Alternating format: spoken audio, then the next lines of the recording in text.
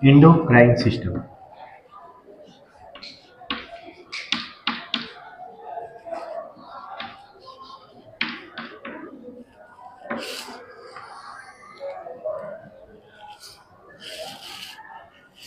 अपने पिछले क्लास में हम लोगों ने समझने की कोशिश की ग्लैंड के बारे में, और उन ग्लैंड्स में हमने एंडोक्राइन ग्लैंड्स के बारे में एक थॉरली समझा।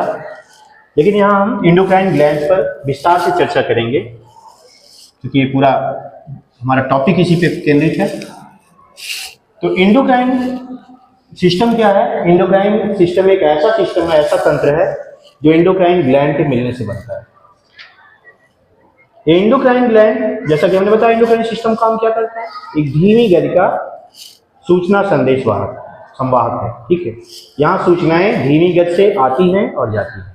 ठीक है, जैसे किसी एंडोक्राइन ग्लैंड को अगर कोई सूचना ट्रांसमिट करना होता है तो अपने जो केमिकल जो रिलीज करते हैं उसको ब्लड या टिश्यू फ्लूइड में उड़ेल देते हैं और उनके थ्रू ये अपने टारगेट टिश्यू या टारगेट आर्गन तक पहुंच करके वहां अपना प्रभाव दिखाते हैं। ठीक है, तो जब हम एंडोक्राइन सिस्टम की बात करते हैं तो हम उन केमिकल की बात करेंगे जिनको हार्मोन कहा जाता है। सामान्य बोलचाल में या सामान्य विज्ञान की भाषा में क्या कहते हैं? हार्मोन कहते हैं। हार्मोन कहाँ से रिलीज होते हैं? वो एंडोक्राइन ग्लैंड से रिलीज होते हैं। और एंडोक्राइन ग्लैंड हमारे शरीर के विभिन्न भागों में स्थित होती है। ठीक है, और देखा जाए तो हमारे पूरे जीवन चक्र में एंडोक्राइन ग्लैंड का बहुत बड़ा रोल होता है। हमारा जन्म से लेकर के हमारी मृत्यु सब इन्हीं के अधीन होती है। उदाहरण के लिए, जब जीवन का निर्माण होता है, जीवन का निर्माण किससे होता है? एक नर कोशिका, एक मादा कोशिका। लेकिन इस नर कोशिका को स्पर्म कहते हैं, शुक्राणु कहते हैं, मादा कोशिका को अंडाणु कहते हैं। जब ये नर मादाएं कोशिकाएं संपर्क में आती हैं तो एक दूसरे में इनका फ्यूजन हो जाता है और जाइगोट बनता है। लेकिन जाइगोट ऐसे नहीं बनता है, जाइगोट बनने में हार्मोन का रोल होता है। स्पर्म में भी हार्मोन का रोल होता है, ओवम में भी हार्मोन का रोल होता है। जो मेच्योर ओवम होता है एक हार्मोन स्रावित करता है जिसका नाम होता है फर्टिलाइजिंग। जो निषेचन के लिए पूरी तरह तैयार होता है वो फर्टिलाइजिंग नामक हार्मोन रिलीज करता है। और ऐसा स्पर्म जिसके पास इस फर्टिलाइजिंग का ठीक एंटी होता है, जिसको एंटी फर्टिलाइजिंग कहते हैं, वह इसके संपर्क में आता है। ठीक है, यानी जिस स्पर्म के पास ओवम का ठीक विपरीत एंटी फर्टिलाइजिंग होता है वही स्पर्म को फर्टिलाइज कर पाता है। तो इस तरह से फर्टिलाइजेशन हुआ और जाइगोट बन गया। अब इस जाइगोट का 72 घंटे में क्या होता है? इम्प्लांटेशन होता है। 72 घंटे लग जाते हैं। इस इम्प्लांटेशन क्रिया के लिए भी हार्मोन की जरूरत होती है जिसका नाम है प्रोजेस्टेरॉन हार्मोन। ये प्रोजेस्टेरॉन हार्मोन के प्रभाव से इम्प्लांट कर जाता है यूट्रस के वाल में, और तब तक इसको प्रोजेस्टेरॉन की सप्लाई चाहिए जब तक कि चाइल्ड बर्थ नहीं हो जाती। बीच में जरा भी अगर प्रोजेस्टेरॉन हार्मोन की सप्लाई बाधित होती है तो क्या होगा? इसका परिणाम क्या होगा? एबॉर्शन हो जाएगा। ठीक है, तो इस तरह से हमारी पूरी लाइफ साइकिल हार्मोन के द्वारा ही रेगुलेट होती है। तो यहाँ प्रोजेस्टेरॉन हार्मोन के प्रभाव से जाइगोट क्या होता है? इम्प्लांट कर जाता है यूट्रस की वाल से, और जैसे ही कुछ सप्ताह का होता है इसमें अपना प्लेसेंटा डेवलप हो जाता है। ठीक है, और इस प्लेसेंटा से एचसीजी और प्रोजेस्टेरॉन निकलने लगते हैं जो इसको जारी रखते हैं इस प्रक्रिया को। हार्मोन के प्रभाव से ही इसमें ऑर्गेनोजेनेसिस शुरू हो जाती है, अंगों का निर्माण हो जाता है। टेस्टोस्टेरोन हार्मोन के प्रभाव से टेस्टिकल का डेवलपमेंट हो जाता है भ्रूण में। ठीक है, ईस्ट्रोजन के प्रभाव से ओवरी बनने लगती है। हालांकि अंदर जेनेटिक कंट्रोल होता है, इसमें जीन की बड़ी भूमिका होती है। इस तरह से जब पूरा शिशु का आकार ले लेता है भ्रूण, इनकेस ऑफ ह्यूमन बीइंग की अगर बात करें तो 9 मंथ जेस्टेशन पीरियड होता है। उसके बाद जब शिशु को जन्म लेना होता है तो एक हार्मोन जो प्लेसेंटा जिसके द्वारा मां से जुड़ा होता है बच्चा, वहां से एक हार्मोन रिलैक्सिंग स्रावित होता है। वो रिलैक्सिंग हार्मोन हमारी जो पेल्विक गर्डिल है, श्रोणि मेखला, उसमें एक होल होता है प्यूबिक सिम्फाइसिस। उस होल से बच्चे का जन्म संभव नहीं हो पाता है, हो सकता अगर वो फैले ना। तो रिलैक्सिंग हार्मोन क्या करता है, प्यूबिक सिम्फाइसिस को धीरे धीरे क्या करता है, फैला देता है। ठीक है, जब प्यूबिक सिम्फाइसिस फैल जाती है और गेस्टेशन पीरियड पूरा हो जाता है तो चाइल्ड बर्थ के पहले लेबर पेन होता है फीमेल को, यानी जो माँ होती है उसको क्या होता है, प्रसव पीड़ा होती है और वहां से क्या होता है, बच्चे का जन्म। ऑक्सीटोसिन हार्मोन रिलीज होता है, ऑक्सीटोसिन हार्मोन के प्रभाव से बच्चे का जन्म होता है। ये हार्मोन गर्भाशय की दीवार को संकुचित करके चाइल्ड बर्थ को संभव बनाता है। चाइल्ड बर्थ के बाद यही हार्मोन मिल्क फीडिंग में बच्चे की मदद करता है। मदर चाइल्ड बॉन्ड को भी एक प्रोलैक्टिन हार्मोन होता है जो मेमोरी ग्लैंड के डेवलपमेंट को प्रेरित करता है गर्भावस्था के दौरान, और चाइल्ड बर्थ के बाद मदर चाइल्ड बॉन्ड को मजबूत करता है। माँ अपने बच्चे से जो लगाव रखती है, ज्यादा प्यार करती है, उसे प्रोलैक्टिन के प्रभाव से होता है। फिर इन्हीं हार्मोन में से पिट्यूटरी, उसके अंदर जो एंडोक्राइन ग्लैंड होती हैं उनमें थायरॉक्सिन का प्रोडक्शन हर समय होना जरूरी है। ये हमारी बेसल मेटाबॉलिक अभिक्रियाओं को रेगुलेट करता है। इसी से थाइमस ग्लैंड हमारी प्रतिरक्षा के लिए जरूरी है। एलिमेंट्री कैनाल में कई एंडोक्राइन सिस्टम है। गैस्ट्रिन हार्मोन गैस्ट्रिक जूस के श्रावण के लिए जरूरी है। इसी तरह से तमाम हार्मोन हमारी आंत की दीवारों से निकलते हैं। पैनक्रियाज से इंसुलिन, ग्लूकागॉन की भी हमने चर्चा की थी पिछले लेक्चर में। इनका हर समय स्रावित होते रहना हमारी बॉडी के लिए जरूरी होता है, नहीं तो हमारा शुगर मेटाबॉलिज्म गड़बड़ा जाएगा ना। टेस्टिस, ओवरी के हार्मोन भी हर समय स्रावित होने जरूरी है एक निश्चित उम्र के बाद। ठीक है, अगर आप सोचिए कि अगर टेस्टोस्टेरोन का लेवल लो हो जाए तो पुरुष में पुरुष नहीं रह जाएगा। महिला में इसी तरह एस्ट्रोजन लेवल लो हो जाए तो महिला नहीं रह जाएगी ना। इसी तरह से चाइल्ड बर्थ के बाद पिट्यूटरी ग्लैंड जो हमारी अग्र मस्तिष्क में होती है, हाइपोथैलेमस से लटकी होती है, उसके हार्मोन पूरे जीवन चक्र को निर्धारित करते हैं और स्वयं पिट्यूटरी हाइपोथैलेमस के अधीन काम करती है। हाइपोथैलेमस से भी हार्मोन निकलते हैं जो पिट्यूटरी को रेगुलेट करते हैं। पिट्यूटरी के हार्मोन अन्य अंतःस्रावी ग्रंथियों को रेगुलेट करते हैं। तो इस तरह से जब तक जीवन हमारा चलता रहता है हर समय हमें हार्मोन पर निर्भर रहना पड़ता है। हार्मोन कोई ना कोई, कुछ हार्मोन विशेष उम्र में निकलते हैं, जैसे पिट्यूटरी ग्लैंड से निकलने वाले गोनाडोट्रोपिक हार्मोन प्यूबर्टी पीरियड शुरू होते ही स्रावित होते हैं, जिसके लिए एक बायोलॉजिकल क्लॉक काम करती है। बायोलॉजिकल क्लॉक होती कहाँ है, मेलाटोनिन हार्मोन यहाँ से क्रिएट होता है, इसका नाम है पीनियल ग्लैंड। पीनियल ग्लैंड एक तरह से बायोलॉजिकल क्लॉक का काम करती है। ठीक है, तो सब पे हम डिटेल में बात करेंगे। तो कहने का मतलब हमारा पूरा जीवन चक्र हार्मोन के इर्द गिर्द ही घूमता है। अगर हार्मोन को एक क्षण के लिए भी निकाल दिया जाए तो हमारा जीवन संभव नहीं होगा। हमारे शरीर की हर प्रक्रिया का किसी न किसी रूप में हार्मोन द्वारा रेगुलेशन हर समय होता रहता है। ठीक है, और रेगुलेशन बंद होने का परिणाम होगा मृत्यु। ठीक है, तो अब देखते हैं हमारे शरीर में एंडोक्राइन ग्लैंड्स स्थित कहाँ होती हैं और एक काम कैसे करती हैं। इसके लिए हम एक डायग्राम ड्रा कर रहे हैं, एक रफ डायग्राम है, इसमें बहुत कला की जरूरत नहीं है, आपको बहुत आर्ट के ज्ञान की जरूरत नहीं है। यहाँ इस डायग्राम का उद्देश्य है हमें इन ग्लैंड के लोकेशन को समझना। बस एक रफ डायग्राम हम बना रहे हैं एक इंसान का, जिसमें हम इन ग्लैंड की लोकेशन को शो करेंगे।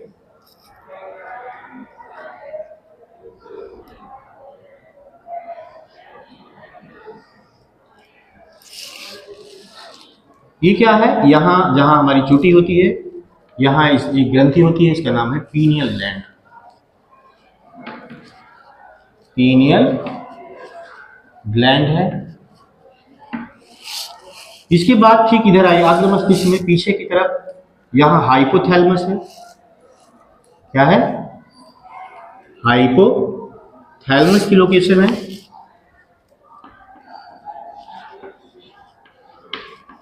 हाइपोथैलेमस हमारे दिमाग का भाग होता है। हमारे जो मनोभाव होते हैं, हमारी भूख प्यास, हमारे तापक्रम, इन सब का ये नियंत्रण करता होता है। और साथ ही साथ इसका एंडोक्राइन फंक्शन भी है, स्वयं पिट्यूटरी को कंट्रोल करता है। पिट्यूटरी ग्लैंड अपना कोई भी हार्मोन बिना इसके हार्मोन के स्रावित हुए नहीं निकाल सकती, तो इसलिए ये हाइपोथैलेमस है। तो ये हो गया, और इसी हाइपोथैलेमस से थोड़ा नीचे लटकी हुई अवस्था में होती है हमारी पिट्यूटरी ग्लैंड, ऐसे दिखती है कुछ, इसका नाम है पिट्यूटरी पीयूष ग्रंथि।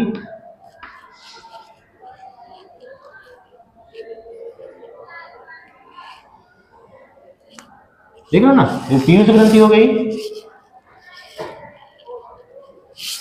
इसके बाद आ जाते हैं गले में। तो हमारी 3 ग्रंथियां कहाँ, दिमाग में हो गई। पीनियल ग्लैंड पीछे की साइड में जहां चोटी रखी जाती है।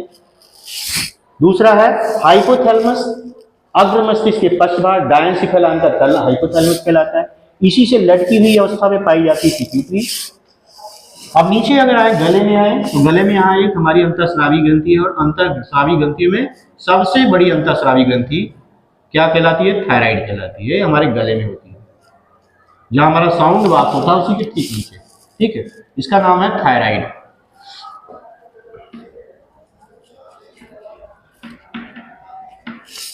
इसी थायराइड ग्रंथि के चारों कोने पर छोटे छोटे दाने के आकार की ग्रंथियां होती हैं। 4 ग्रंथियां होती हैं।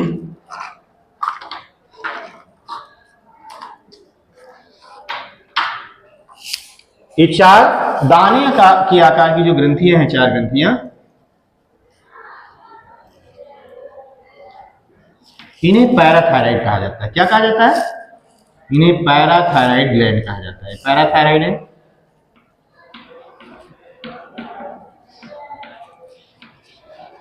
इस ग्रंथि का नियंत्रण पिट्यूटरी के अधीन नहीं होता है, ये स्वतः कार्य करती है, पैराथायराइड ग्लैंड, ठीक है।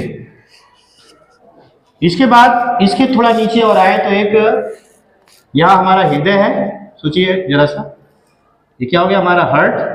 और इसी हार्ट के ऊपर एक ग्रंथि होती है, और जिसको थाइमस ग्रंथि कहते हैं। हमारे प्रतिरक्षा तंत्र को मजबूत करने में इसका रोल है।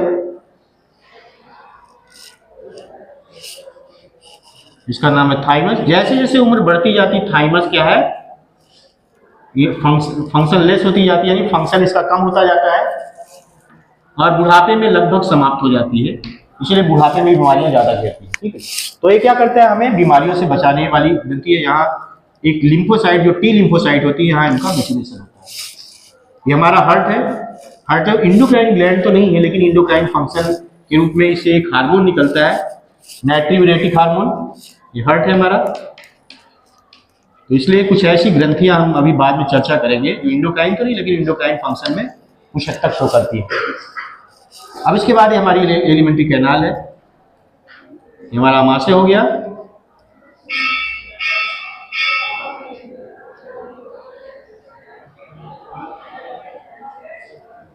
और यही क्या है, पैनक्रियाज है लोकेशन। पैनक्रियाज भी एक इंडोक्राइन ग्लैंड, लेकिन कैसी है, मिक्स टाइप की। मिक्स ग्लैंड है, जिसमें इंडोक्राइन पार्ट भी है, एक्सोक्राइन पार्ट भी है। ये है पैनक्रियाज, इसको अग्न्याशय कहते हैं। इसी के बगल में क्या है, यहाँ किडनी है, दोनों साइड में हमारी किडनी है।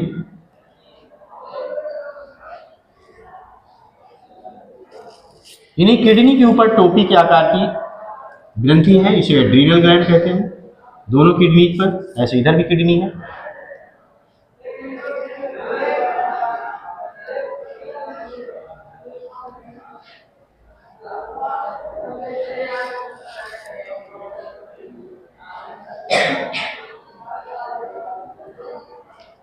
ये टोपी के आकार की ग्रंथि ना। इसके बाद नीचे आते हैं तो यहाँ टेस्टिकल्स है। मेल में क्या है, टेस्टिकल्स है, टेस्टिस है, टेस्टिस इन मेल, मेल। और इसके विपरीत यहाँ ओवरी है।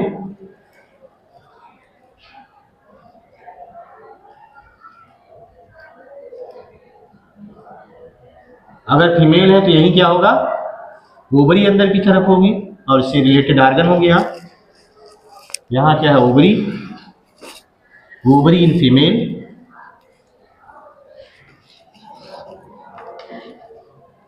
फीमेल। तो इस तरह से हमारी मुख्य अंतःस्रावी, इसके अलावा ये एलिमेंट्री कैनाल भी हमारी क्या है, एलिमेंट्री कैनाल हमारी आहार नाल कह सकते हैं इसको हम। दिस इज एलिमेंट्री कैनाल, ये भी इंडोक्राइन फंक्शन करती है।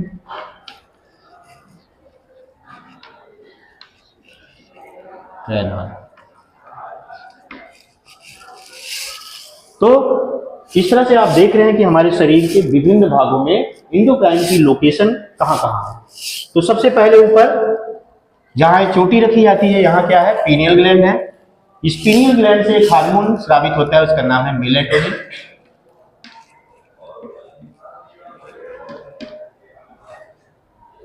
और यहां से एक एमिनो एसिड है, एक और पदार्थ निकलता है सीरोटोनिन।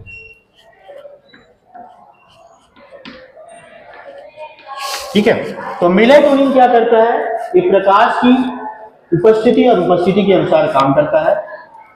ऐसा देखा जाता है कि जिन बच्चों में, जो बच्चे जन्म से अंधे होते हैं, ठीक है, प्रकाश की उपस्थिति का उनको ज्ञान नहीं होता है, वो जल्दी युवा हो जाते हैं। ठीक है, तो प्रकाश के, अगर प्रकाश मिल रहा है तो ये कम स्रावित होगा ये हार्मोन, और प्रकाश नहीं है तो ये हार्मोन ज्यादा स्रावित होगा।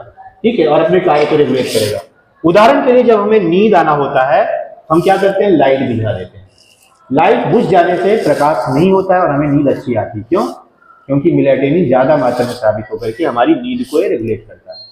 ठीक है, तो प्रकाश अगर है फिर इसके श्रवण में बाधा आती है। इसी तरह से जो जन्मांध बच्चे होते हैं वो क्या करते हैं, वो जल्दी युवा हो जाते हैं। ठीक है, जल्दी युवा इसलिए हो जाते हैं कि मेलेटोनिन हार्मोन में ज्यादा स्रावित होता है। ठीक है, ये प्रकाश की उपस्थिति या अनुपस्थिति के अनुसार ये काम करता है। पिट्यूटरी को भी जो सिग्नल जाता है वो ये होता है कि प्रकाश ना होने के कारण उनको, पिट्यूटरी को भी एक गलत सिग्नल जाता है, इसके कारण जो हार्मोन है जल्दी रिलीज होने लगते हैं।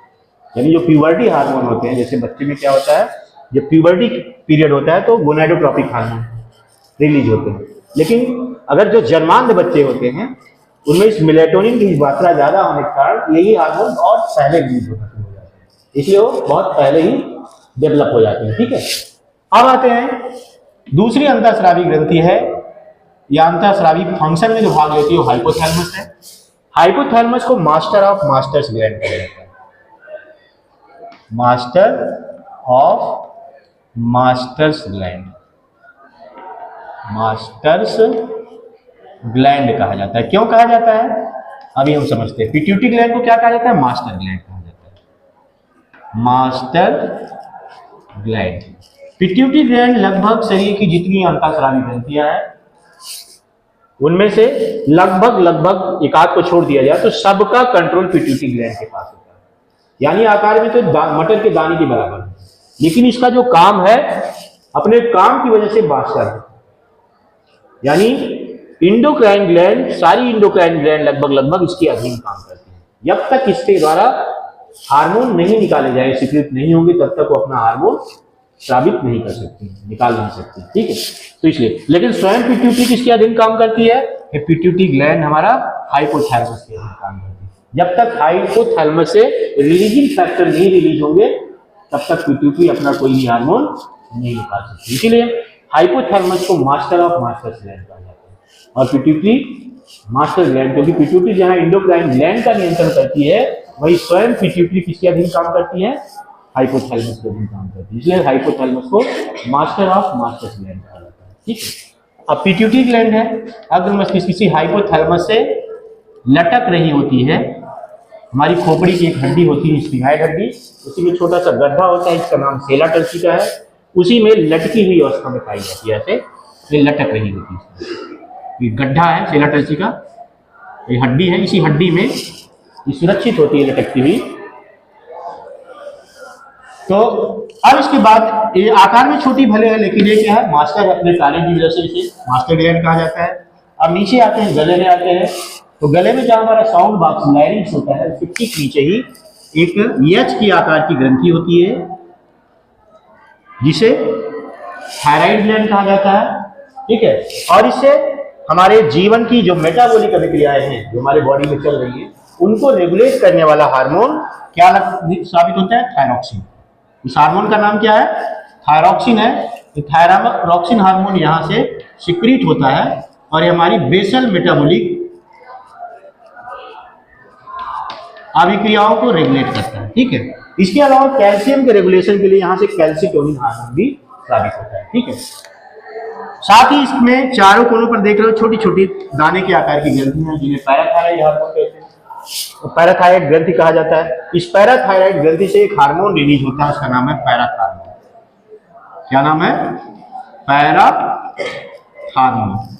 ये पैराथायराइड कैल्शियम और फास्फेट के मेटाबॉलिज्म में महत्वपूर्ण भूमिका निभाता है। एक तरफ एक कैल्शियम के लेवल को बढ़ा देता है, जिसके विपरीत काम करके थायराइड के कैल्सिटोनिन हार्मोन। यहां से एक तो थायरॉक्सिन निकल रहा है, दूसरा कैल्सिटोनिन निकल रहा है। क्या निकल रहा है? कैल्सिटोनिन। दो हार्मोन यहां से निकलते हैं, इनके विपरीत काम करता है पैराथायराइड।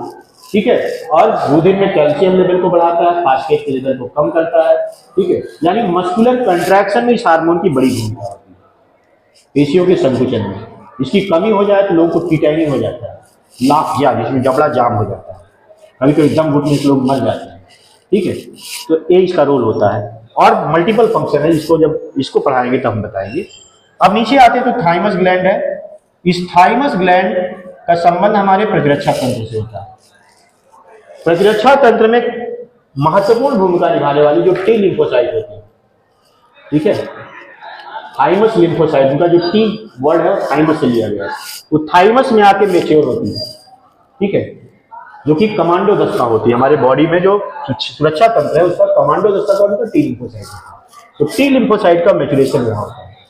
ये थाइमस ग्लैंड इसलिए हमारे प्रतिरक्षा तंत्र में महत्वपूर्ण भूमिका निभाती है।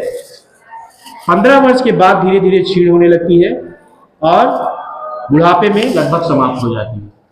इसीलिए बुढ़ापा बीमारियों के प्रति ज्यादा संवेदनशील होता है। ठीक है, बुढ़ापे में प्रतिरक्षा तंत्र कमजोर हो जाता है। इसके नीचे हार्ट है। हार्ट से कोई विशेष हार्मोन तो नहीं, लेकिन एक फैक्टर निकलता है, नाइट्रियूरेटिक फैक्टर, जो कि कई मेटाबॉलिक अभिक्रियाओं में महत्वपूर्ण भूमिका निभाता है। तो हार्ट कोई इंडोक्राइन ग्लैंड नहीं है, हार्ट लीवर भी कोई इंडोक्राइन ग्लैंड नहीं होती, एलिमेंट्री कैनाल भी हमारी इंडोक्राइन ग्लैंड, लेकिन इंडोक्राइन फंक्शन में कुछ काम करती है। इसी तरह से हमारी त्वचा भी इंडोक्राइन पार्ट नहीं है ना, लेकिन यहाँ से एक हार्मोन रिलीज होता है लेप्टिन। लेप्टिन यही इन्हीं की जो है एडिपोसाइट सेल में बनता है। ठीक है, जो हड्डियों की मजबूती के लिए जरूरी होता है। तो ये इंडोक्राइन तो नहीं है, लेकिन इंडोक्राइन फंक्शन में कुछ हद तक काम करती है। इसके बाद हमारी प्रमुख इंडोक्राइन जो ग्लैंड है एड्रीनल ग्लैंड है, जो कि दोनों किडनी के ऊपर स्थित है। ठीक है, और यहाँ से दो तरह के हार्मोन निकलते हैं।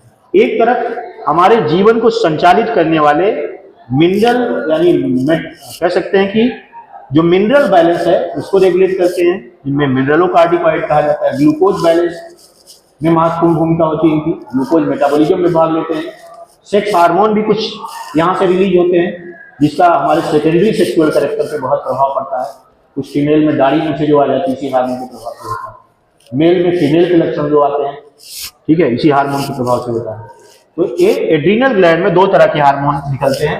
एक तरफ इमरजेंसी हार्मोन निकलते हैं, जो इसके मेडुला भाग से होते हैं, निकलते हैं।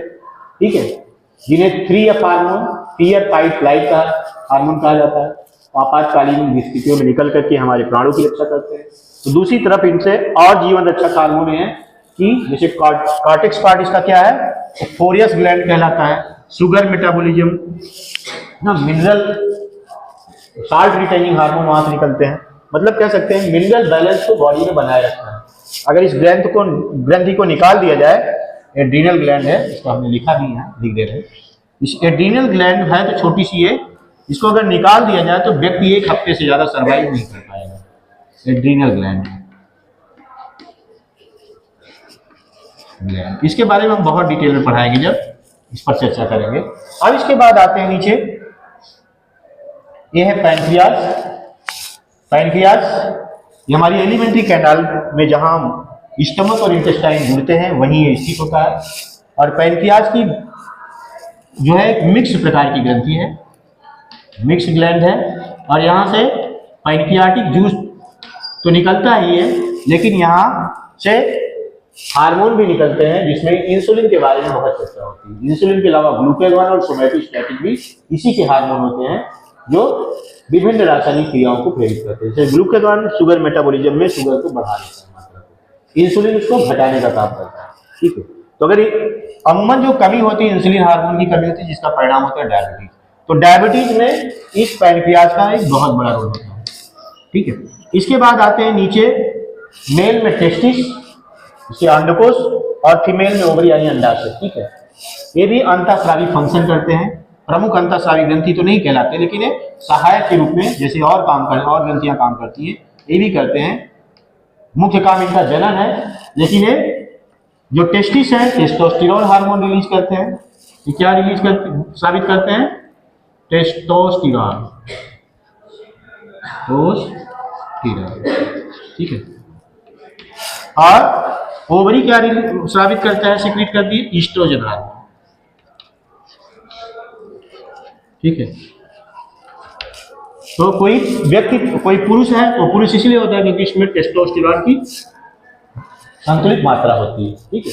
इसी तरह से कोई महिला इसलिए होती है क्योंकि इसमें ईस्ट्रोजन हार्मोन हर समय रिलीज होता रहता है संतुलित मात्रा में, ठीक है। अगर इनकी मात्रा में इम्बैलेंस हो जाए तो लक्षणों पर प्रभाव पड़ता है। जैसे ज्यादा टेस्टोस्टेरोन लेवल हाई हो जाएगा तो व्यक्ति एग्रेसिव हो जाएगा। वैसे ही मेल एग्रेसिव होते हैं, लेकिन अगर टेस्टोस्टेरोन किसी मेल का हाई हो जाए, बहुत हाई हो जाए, तो उसी रेशियो में और एग्रेसिवनेस इसमें बढ़ जाएगी, कई चीजें बढ़ जाएंगी। इसी तरह से फीमेल में अगर इसका लेवल हाई हो तो फीमेल बहुत सॉफ्ट हो जाएगी और सॉफ्ट हो जाएगी, ठीक है। तो ये है हमारी इंडोक्राइन ग्लैंड और उनकी लोकेशन बॉडी में, ठीक है। अब इन एक एक ग्रंथियों की हम डिटेल में चर्चा करेंगे, और इसमें भी सबसे पहले हम चर्चा करेंगे मास्टर ऑफ मास्टर ग्लैंड अर्थात हाइपोथाइरॉयड। तो इसकी चर्चा हम अपने अगले लेक्चर में करेंगे। आज बस इतना ही, धन्यवाद।